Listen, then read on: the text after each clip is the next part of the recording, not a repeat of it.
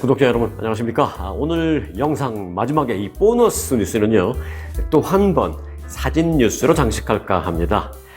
3일절을 앞두고 한국에서는 독립투사들의 오래된 이 흑백 사진을 멋진 칼라 사진으로 복원했습니다. 누가 했냐고요? 네, 요즘 최고 인기 스타 AI 인공지능이 했습니다. 류관순 열사를 비롯해서 안중근 의사, 윤봉길 의사, 김구 선생님 등 이 기라성 같은 우리 민족의 보물 선조들이 그때 칼라로 사진을 찍었었다면 과연 그분들 모습 어떤 모습일지 사실 저도 궁금합니다. 자, 그래서 오늘 영상 끝까지 함께 하시면요 이 보너스 뉴스도 함께 얻으실 수 있습니다. 보너스 사진, 보너스 감동 얻으실 수 있으니까 함께 하시기 바라겠습니다. 자, 지금 LA를 비롯한 남가주 지역은 물론 이미 저녁에 곳곳의 날씨가 매우 고르지 못한 상황입니다. 남가주 지역은 일단 어제는 비교적 괜찮았지만 오늘도 많은 비가 내리는 등 연일 레이니데이입니다. LA 지역은 사실 높은 산이나 올라가면 모를까 일반적으로 주민들의 집중 거주 지역은 거의 눈이 안 옵니다. 잘 아시잖아요. 그런데 그리고 저도 사실 30년 남가주에 살면서 거주하는 곳에서 눈을 맞아본 적은 없습니다. 하지만 이번에는 거주 지역까지 눈이 내리는 기현상을 보였습니다. 한 34년 만의 일이라고 하는데요. 일반 주택가의 눈은 지금은 물론 다 녹았습니다만 LA 인근의 산에는 아직도 새하얀 눈이 녹지 않고 가득히 내려 있어서 그야말로 그림 엽서 같은 아름다운 풍경을 만들고 있습니다. 이 사진 한번 보시죠. 네. 미국 동부 지역이나 알래스카 사시는 분들 그리고 한국에 사시는 분들은 특이할 것도 없는 그런 풍경이긴 합니다만은 이 LA에서는 아주 보기 드문 전경입니다. 저 멀리 보이는 마운틴 볼디라는 산과 그리고 넓게 펼쳐져 있는 샌 게브리엘 산맥의 눈은 사실 이 매년 이맘때면 어느 정도 눈 쌓인 모습을 볼 수 있기는 합니다. 하지만 이토록 아름다운 모습은 쉽지 않습니다. 눈만 보면 흥분하는 이 촌스러운 LA 촌뜨기 이 사람의 시선으로 몇 가지 포인트를 좀 찍어보겠습니다. 자, 우선 자세히 좀 보시면요. 저 멀리 눈 쌓인 아름다운 산맥을 뒤로 해서 배경으로 서 있는 LA 다운타운의 높은 빌딩 보이시죠? 한눈에 잘 보이실 겁니다. 이 설산을 배경으로 자태를 뽐내고 있는 이 고층 빌딩들의 모습은 관전 포인트 1입니다. 아, 저게 LA 다운타운이구나. 고층 빌딩이 저렇게 세워져 있구나. 빌딩 숲이구나. LA 다운타운에. 그렇게 생각하시면서 LA 다운타운의 모습을 보시는 것도 일단은 관전 포인트 1번. 그리고 사실 저 산과 사진을 찍은 장소와의 거리는 100마일 가까이 되거든요. 미터로는 한 160km 정도 합니다. 그렇게 저 멀리 있는 산맥이 이처럼 가깝게 그리고 선명하게 보인다는 것은 며칠 사이에 내린 눈과 비로 아주 청명한 공기를 만끽하게 됐다라는 게 관전 포인트 2번입니다. 그리고 보너스 하나 더. 멀리 산을 바라보고 있는 저 사람들의 복장 보이십니까? 어떤 사람은 이 겨울 패딩을 입은 사람도 있지만 그저 가벼운 셔츠 하나 툭 걸치고 서 있는 그런 사람도 있잖아요. 그렇게 복장이 다릅니다. 그건 LA 지역이 엊그제 눈이 왔어도 사실 지금 기온 자체는 패딩 점퍼를 입어도 어색하지 않고 그저 셔츠 하나에 모자 하나만 턱 걸치고 나와도 어색하지 않는 그런 분위기라는 겁니다. LA의 분위기를 오늘 시작하자마자 보너스로 전해드렸습니다. 오늘은 보너스가 2개입니다. 영상 끝났을 때 보너스 사진 뉴스가 있고요. 그리고 처음 시작하자마자 LA의 광경을 보내드리는 LA 풍경 보너스 처음과 끝 보너스로 오늘 2개의 더블 보너스로 뉴스 시작합니다. 그리고요 이 보너스를 하나 더 추가하자면 저 멀리 보이는 이 빌딩들 가운데 이 비행기 날개를 위아래로 세워놓은 듯한 그런 빌딩 모습 보이십니까? 네. 그게 대한항공이 주인인 빌딩입니다. 비행기 날개를 연상하게 하는 디자인으로 만들어서 LA의 랜드마크가 된 빌딩입니다. 이건 또 추가 보너스로 전해드렸습니다. 네, 보너스로 LA 풍경을 전해드린 김에 남가주 지역의 날씨 피해를 좀 더 간추려 보고 가겠습니다. 남가주 전역을 휩쓴 역대급 겨울 폭풍으로 인해서 곳곳에서 침수와 정전 등의 피해가 잇따랐습니다. 지난 이틀간 비는요 일단 멈췄습니다만은 일단 내일까지 다시 LA를 비롯한 남가주 지역에 간간히 또 비가 또 내릴 것 같다고 합니다. 그리고 추운 날씨가 내일까지 지속될 전망이라고 합니다.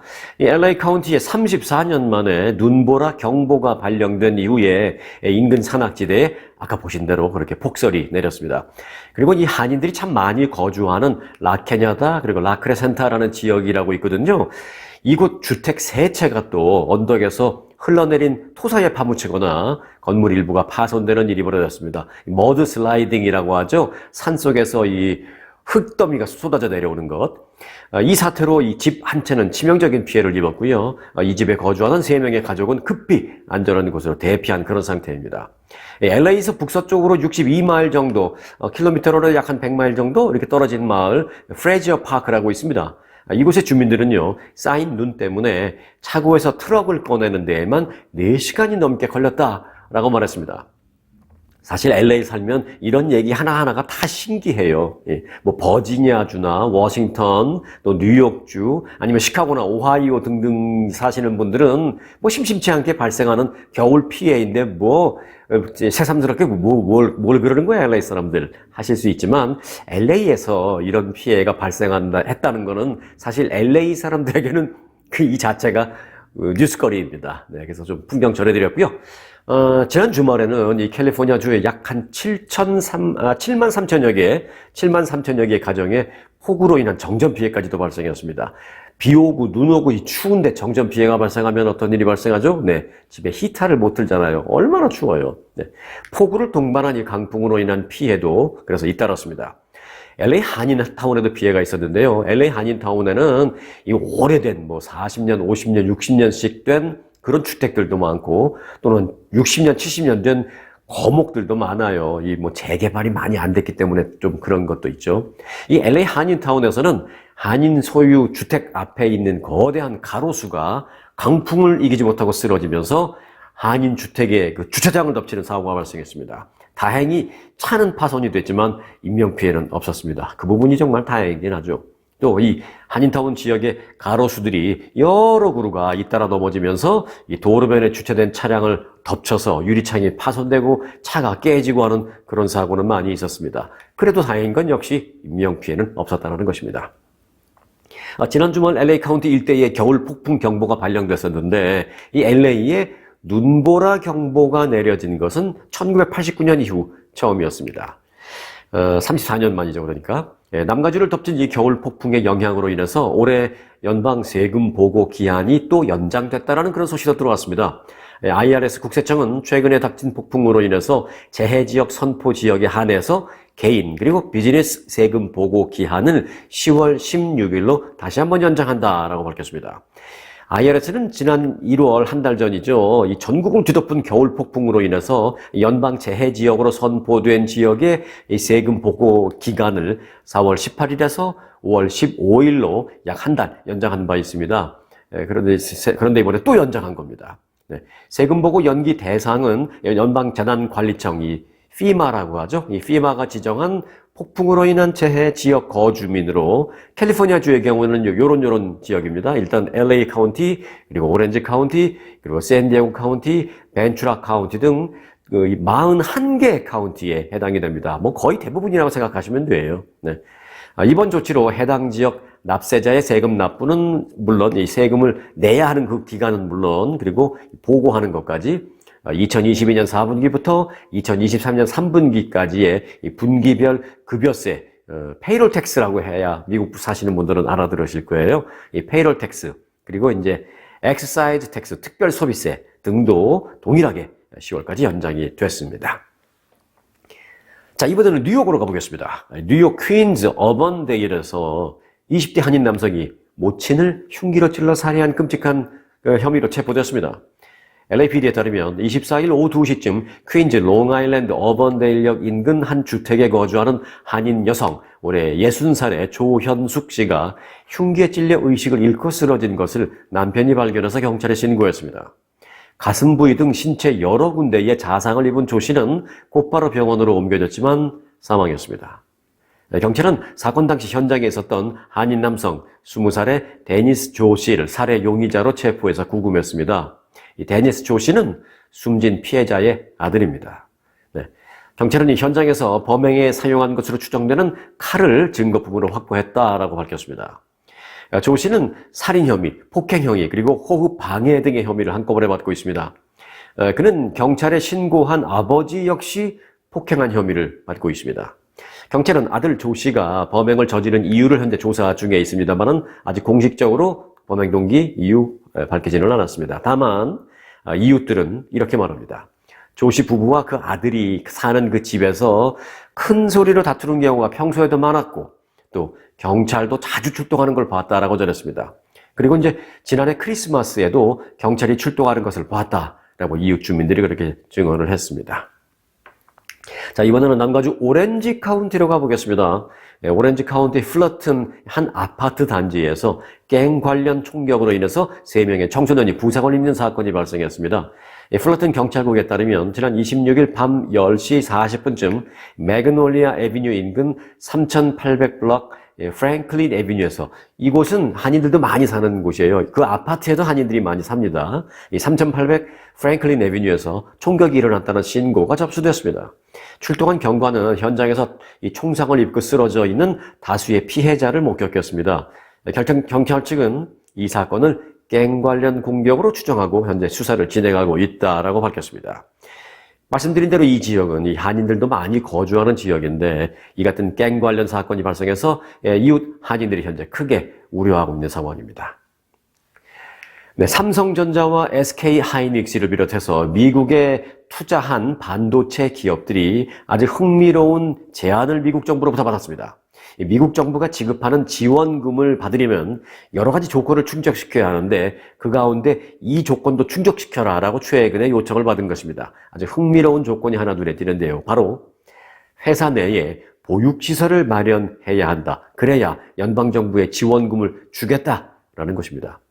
연방상무부는 이와 관련해서 이 반도체 지원법이 있는데 이 반도체 지원법에 반도체 생산 지원금을 받는 기업들에게 공장 직원과 또 공장을 건설하는 노동자를 위한 보육 지원 계획을 요구한다라는 계획입니다. 이 반도체 지원법은 미국의 반도체 공장을 짓는 기업들을 위해서 총 390억 달러의 지원금을 책정해 놓고 있습니다. 그래서 이제 오늘부터 보조금 신청을 받기 시작했습니다. 연방상무부는 1억 5천만 달러 이상의 보조금을 신청하는 기업에 대해서 보육 지원 계획을 제출하도록 할 예정입니다. 예를 들어서 너희 회사가 미국에서 반도체를 생산하는 기업이야? 그리고 연방정부에게 반도체 지원금을 얻기 위해서 신청서를 냈어? 알았어. 그러면 회사 내에 보육시설을 만들겠다라는 계획서를 갖고 와. 그래야 돈 줄게. 이런 겁니다. 여기에는 공장이나 건설 현장 인근에 사내 어린이집을 설치하거나 또는 그 지역에 있는 보육 사업자에게 더 많은 어린이를 수용하도록 돈을 내거나 그곳에, 예를 들어서 회사 내에 직접 보육시설을 지을 수 없는 상황이라면 인근에 있는 보육시설에게 너희가 지원금을 내. 그렇게 해서 보육시설, 보육 환경을 더 좋게 만들면 우리가 지원금 줄게. 뭐 이런 거죠. 그리고 이제 직원에게 직접 보육과 관련된 아이들 키우는 데 필요한 보조금을 주는 그런 것도 우리가 받아줄게 라는 그런 여러 가지 방법이 포함될 수 있습니다. 흥미로운 것은 그렇게 돈을 직접 집행해도 되고 또는 인근에 있는 보육시설에 돈을 내도 되고 직원들에게 보육 지원금을 줘도 되고 아니면 회사나 공장 안에 보육시설을 지어도 되고 이렇게 하라는 겁니다. 연방상무부는 보육 서비스는 저렴하고 쉽게 사용 가능하며 믿을 수 있고 양질이어야 한다라면서 이런 조건 안에서 기업들은 직원과 지역 사회의 필요를 반영하기 위한 충분한 유연성을 행사할 수 있을 것이다 라고 밝혔습니다. 연방상무부가 보육 서비스를 요구하는 이유가 있어요. 그 이유는 바이든 행정부가 이 반도체 등 미국의 제조업을 다시 육성하는데 이 아이 돌봄 비용이 걸림돌로 작용하고 있기 때문입니다. 자, 예를 들어서요, 이제 공장을 돌릴 노동자 확보가 지금 공장에서는 관건입니다. 그리고 노동자를 고용하려고 하는데 노동자가 참 많이 안 오는 거예요, 지금. 그래서 이제 공장을 운영할 노동자 확보가 관건이긴 합니다만은 이 많은 미국인이 보육 비용 부담 때문에 내가 일을 나가면 내 아이를 어디다 맡겨야 되는데 그게 맡길 시설이 마땅치 않거나 또는 있다고 하더라도 너무 비싸거나 해서 그 부담감 때문에 일터로 나서지 않고 있는 경우가 많습니다. 그래서 그 대신 집에 남아 그냥 나는 아이를 봐야 되겠다. 그게 더 훨씬 낫겠다. 이렇게 생각하는 사람들이 지금 많다라는 것이죠. 그래서 그런 상황을 방지하겠다라는 취지가 지금 연방정부 차원에서 진행되는 겁니다. 한편 코로나19 이전에 미국 35개 주를 대상으로 한 조사에서 보육 서비스 공급이 잠재 수요보다 약 300만 명 부족한 것으로 나타났습니다. 시설이 부족한 것이죠. 즉 공급이 수요에 비해서 부족한 것이죠.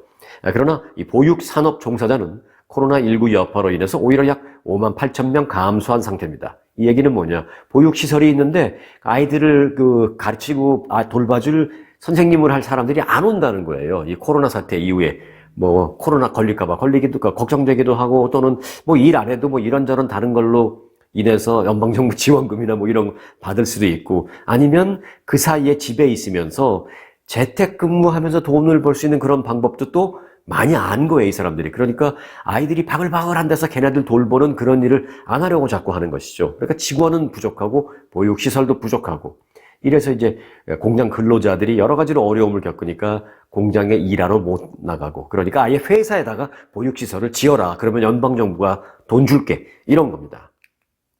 이 바이든 행정부는 당초 지난해에 더 나은 재건 법안에 보육비용 부담을 덜어주는 내용을 담으려고 했습니다만은 그러지는 못했습니다. 그러자 이제 연방 상무부 장관은 우리가 노동력을 더 확보하지 않는 한 반도체 지원법은 성공할 수 없으며 저렴한 보육 서비스 없이는 노동력 확보가 또 불가능하다. 지원금을 받는 이 기업들에게 노동자를 위해서 저렴한 보육 서비스를 어떻게 제공하려고 하는지 알려달라고 우리가 말하고 있는 이유가 바로 거기에 있다.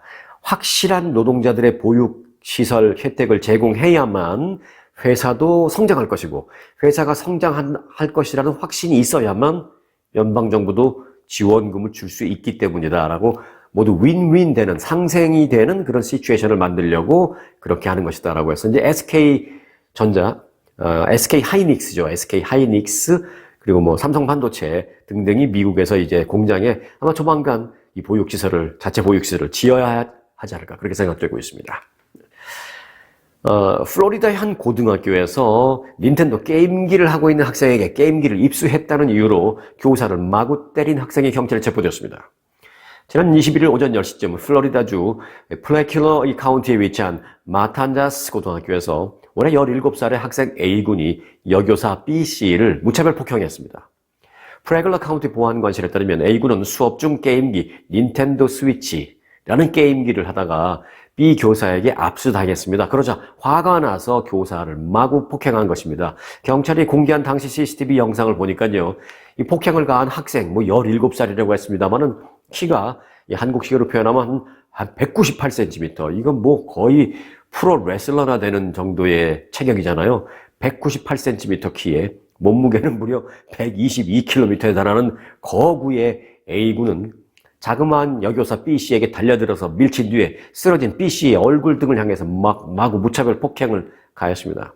B씨는 기절한 듯 움직이지 못하는 모습도 영상에 보였습니다. 주변에 있던 학생들이 달려와서 말렸습니다만은 A군은 폭행을 금방 멈추지 않고 계속 한동안 폭행을 계속했습니다. 경찰은 A군을 가중폭행 등 중범죄 혐의로 기소했다고 밝혔습니다. 이 B 교사는 치료를 위해서 현재 지역 병원으로 호송되어 있는 상태인데요. 생명에는 지장이 없다라고 알려지고 있습니다만 상당히 중태에 빠져 있는 것으로 알려졌습니다.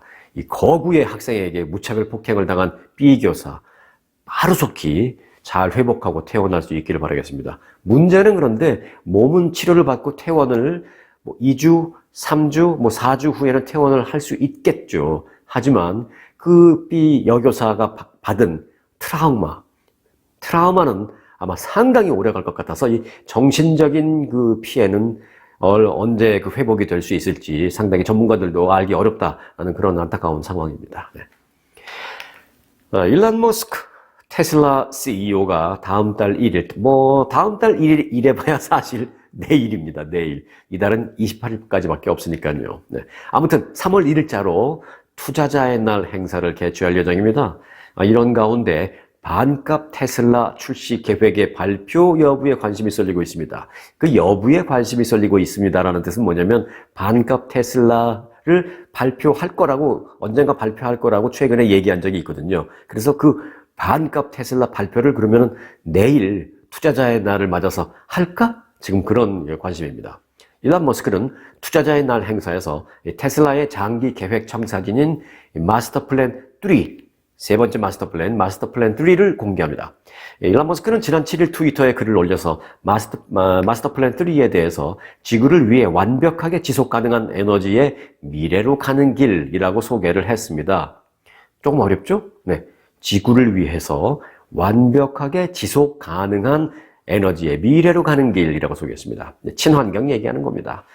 왜 이렇게 요즘 이렇게 말을 어렵게 하는지 모르겠어요. 네. 지구를 위해서 친환경 에너지의 미래.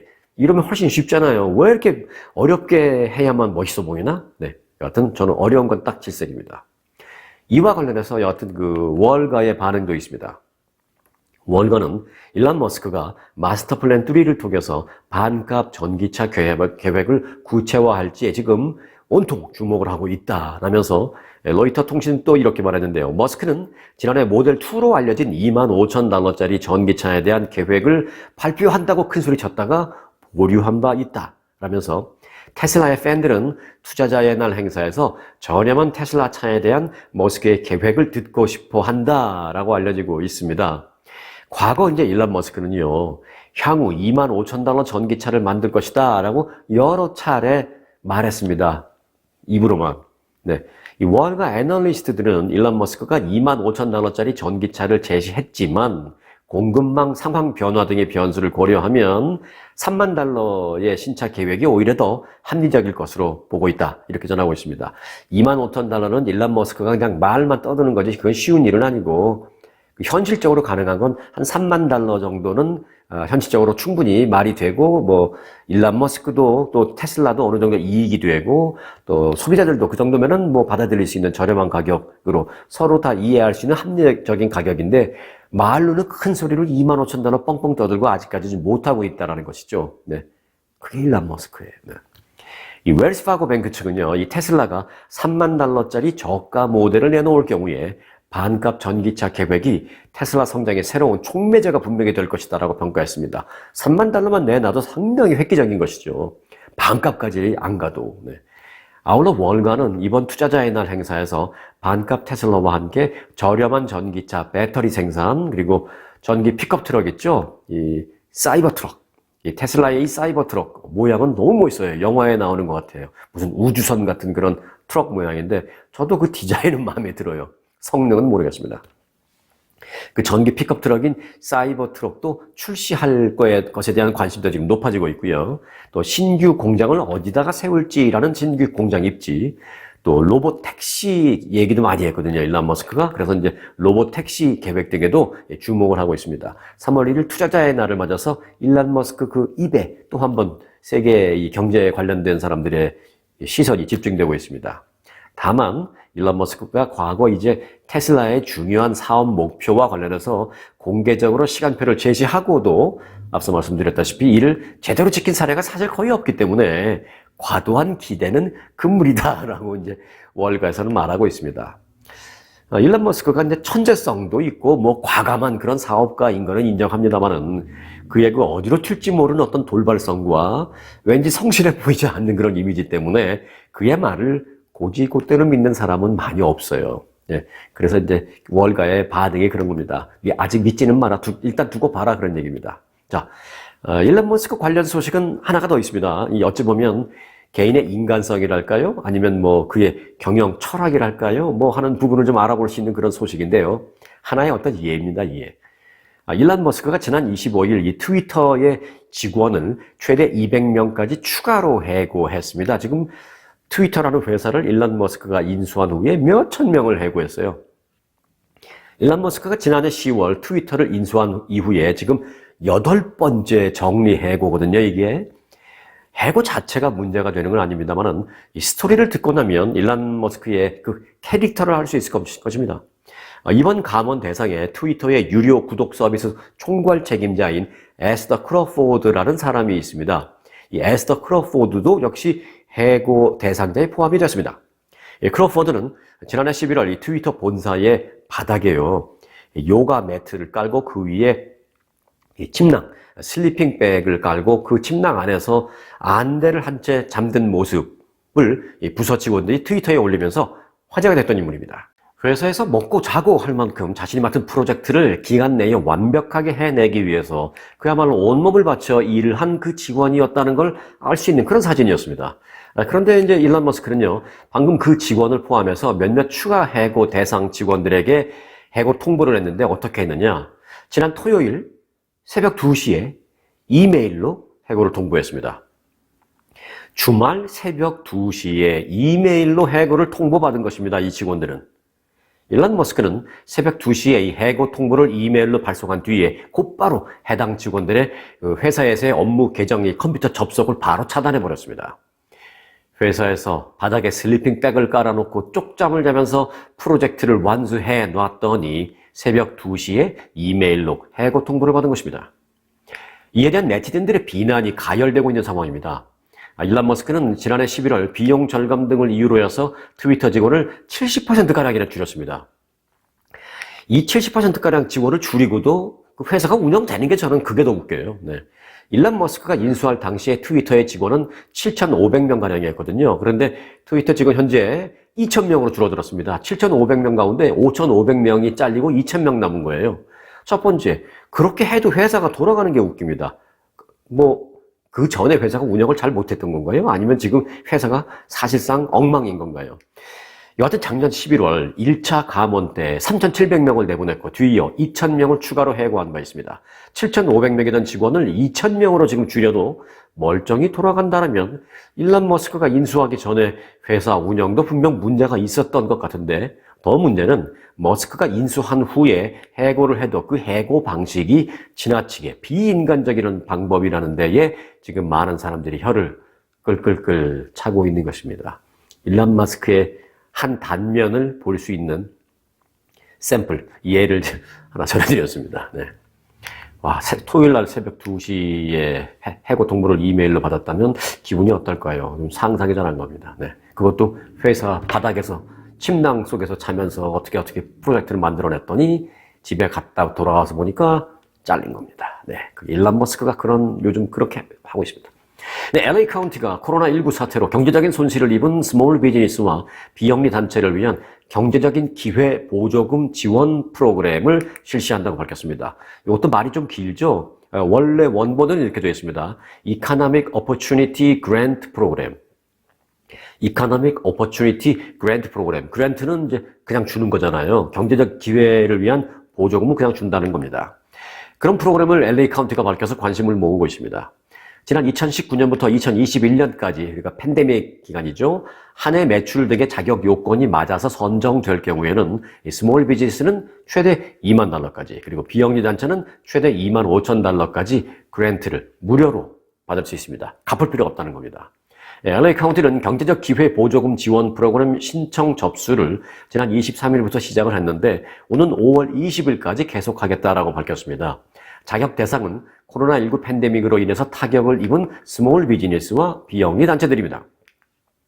이 스몰 비즈니스의 경우에는 지난 2019년부터 2021년 그 사이 가운데 한 해라도 연 매출이 $100,000에서 $200,000 그 사이라면 자격 대상에 해당됩니다.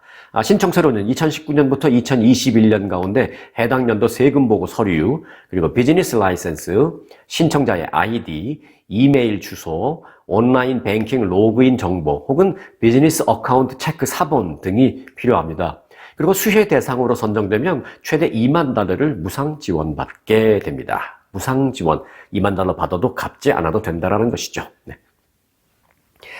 75세가 넘는 고령 정치인은 정치를 하면 안 될까요? 네. 된다 안 된다라는 얘기를 떠나서요. 75세가 넘는 고령 정치인은 정신 능력을 검증하는 자격 시험을 치르게 하자라는 공화당 대선 주자 니키 헤일리의 주장에 대해서 지금 정치권에서 논란이 가열되고 있습니다. 여러분들은 어떻게 생각하십니까? 75세 이상 나이가 된 정치인을 대상으로 정신 능력 검증을 하자라는 이 같은 제안. 자, 그런데 그 제안에 미국인들의 77%가 찬성한다는 여론조사 결과가 나왔습니다. 네. 팍스뉴스가 실시한 여론조사에서 이런 결과가 나왔습니다. 그리고 이제 거기에 반대한다라는 사람들은 20%밖에 되지 않았어요. 나머지 이제 잘 모르겠다. 니키 헤일리, 이런 이 아이디어를 낸 사람, 니키 헤일리, 올해 51살입니다. 그녀는 2011년부터 2017년 그 초까지 사우스캐롤라이나 주지사를 지낸 후에 트럼프 행정부에서 2018년 말까지 유엔 주재 미국 대사로 재직한 바 있습니다. 니키 헤일리는 2024년, 내년이죠, 대통령 선거 출마를 지난 14일 공식으로 발표했습니다. 그가 고령 정치인들에 대한 정신능력 검사 의무화를 주장한 것은 뭐 예상하시겠습니다만은 현 대통령인 올해 80살의 조 바이든과 그리고 올해 76, 76, 도널드 트럼프 전 대통령 등 대선 경쟁자인 고령 정치인들을 겨냥한 것입니다. 이건 뭐 누가 말 안 해줘도 알 수 있는 얘기죠. 조 바이든 현 대통령은 역대 최고령 미국 대통령입니다. 2020년 대선 출마 전부터 이 고령이라 직무 수행이 어렵지 않겠느냐라는 지적을 계속 받아왔습니다. 지금도 마찬가지고요. 조 바이든 대통령 뭔가 좀 잘못하는 행동이 있으면 치매 아니야 뭐 이런 걱정을 많은 사람들이 합니다. 만일 내년 대선에서 또 만일 조 바이든 현 대통령이 승리한다면 어떻게 될까요? 재선 임기가 시작이 되는 게 이제 2025년부터인데요. 2025년에는 조 바이든 현 대통령 그때가 되면 82세가 됩니다. 82세에 대통령직을 마치는 게 아니라 82세에 4년간의 대통령직을 다시 시작하게 된다는 뜻입니다. 네. 이번 팍스뉴스 여론조사에서 바이든의 대통령 직무 수행을 지지한다라는 지지 응답자는 그래도 한 44% 정도는 나왔습니다. 한편 이런 주장을 펼친, 그러니까 75세 이상 고령 정치인에게 정신능력 검증 자격시험을 치르자라는 주장을 펼친 니키 헤일리가 소속한 공화당 쪽에 그러면은 지금 지지도는 어떤가 좀 볼까요? 네. 공화당 유권자 가운데서 트럼프 전 대통령을 2024년 대선 후보로 지지한다라는 응답자 얼마나 될까요? 지금 현재. 네. 생각보다 많습니다. 생각보다 많다라는 말은 뭐 저 개인적인 겁니다만은 어떤 분들은 뭐가 많아? 생각보다 적네. 나는 막 생각 같아서 한 90% 됐으면 좋겠어. 하실 분도 있겠습니다만은 일단 지금 도널드 트럼프 전 대통령을 내년 대선 후보로 지지한다라는 공화당원들의 응답은 43%. 일단은 지금 제일 높아요. 그리고 이제 두 번째가 론 디센티스 플로리다 주지사 28%, 그리고 니키 헤일리 7%, 그리고 마이크 펜스 전 부통령 7%를 기록하고 있습니다. 지금까지 공화당 대선 경선에 나서겠다고 공식 선언한 후보는 트럼프 전 대통령과 그리고 앞서 얘기한 니키 헤일리 전 유엔 대사 두 사람밖에 없습니다. 그러나 다른 이들도 출마를 고려 중에 있는 것으로 알려졌습니다. 민주당의 유권자들 가운데 바이든이 아닌 다른 후보가 민주당 대선 후보가 되기를 원하는 그런 사람들의 비율은 얼마나 될까요? 생각보다 좀 많아요, 이것도. 왜냐면 보통의 경우에는 현직 대통령에 대한 지지가 좀 높은 편으로 나오는 거거든요. 그리고 그래서 이제 현 대통령이 재선될 확률도 그만큼 높은 거고요. 그런데 민주당원들 가운데 조 바이든 말고 다른 사람이 대선 후보가 됐으면 좋겠다라고 생각하는 비율이 53%입니다. 그리고 바이든을 차기 후보로 지지한다라는 사람은 37%로 나타났습니다.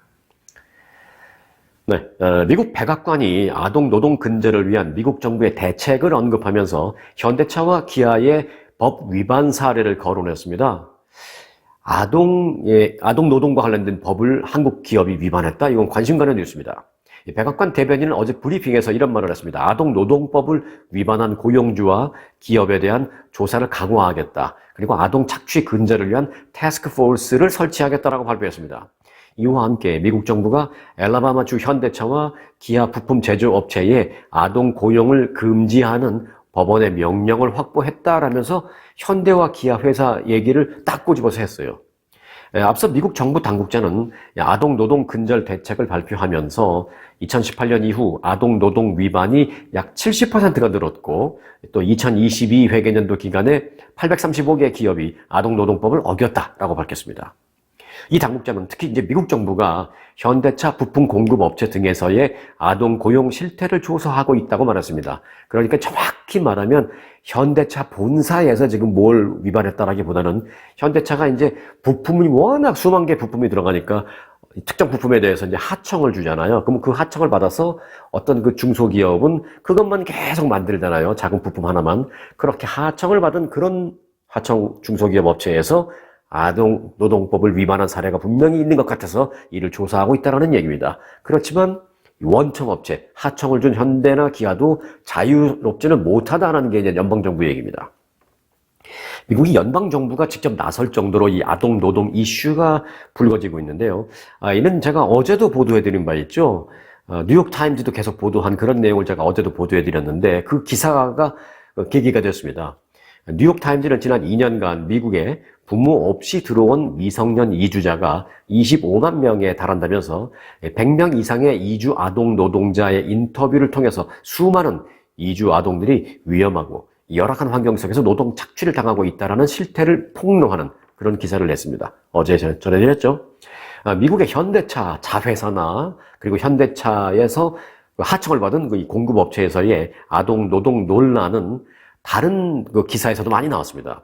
로이터 통신도 이 내용을 보도했는데요. 지난해 7월 현대차 부품 자회사인 스마트라는 이 중소업체에서 10대 미성년자가 불법으로 노동을 했다라고 보도를 했고요.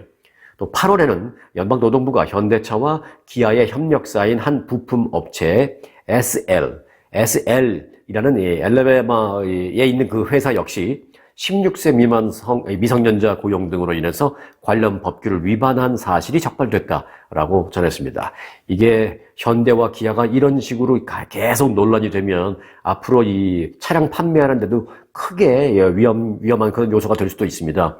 요즘은 예를 들어서 커피 같은 것도 커피를 만드는 저기 뭐 이디오피아나 아니면 뭐 남미 파라과이 이런 데서 아동 노동을 해서 노동 착취를 해서 만드는 그런 커피라면 우리는 안 산다 뭐 이런 얘기 많잖아요. 그래서 페어 트레이드, 아동이나 노동 착취 같은 것을 하지 않는 것이 확인이 된 그런 업체의 것만 산다 그래서 커피빈 같은 것도 보면 페어 트레이드 마크가 되어 있는 그런 경우도 있어요. 그런 식으로 요즘은 많이 가는 추세인데 대규모 회사 현대나 기아차가 비록 이 하청을 준 하청 업체가 그랬다 하더라도 아동 노동 착취를 통해서 어떤 부품이 만들어졌다. 그 부품이 장착된 차가 현대차다, 기아차다. 그러면 이게 불매운동으로 이어질 수 있기 때문에 이런 거는 초기에 반드시 시정하고 조치를 취해야 할 것으로 생각이 됩니다. 자, 오늘 마지막 뉴스입니다. 오늘 마지막 뉴스는요, 세상에 이런 일이가 아니라 아직도 이런 일이 라고 제목을 붙여봤습니다. 이란에서 여학생을 대상으로 한 독극물 공격이 있다고 생각하고 있습니다. 이란에서 히잡 착용 반대 시위가 한창인 가운데 여학교 폐쇄를 목적으로 한 범죄라는 주장입니다.